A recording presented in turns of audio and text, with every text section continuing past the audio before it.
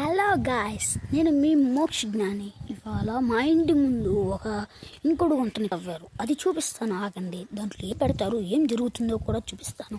Please wait a second. ఇదిగోండి, చూడండి, ఇది ఆ ఇంకుడు గుంతకు వెళ్ళే దారి.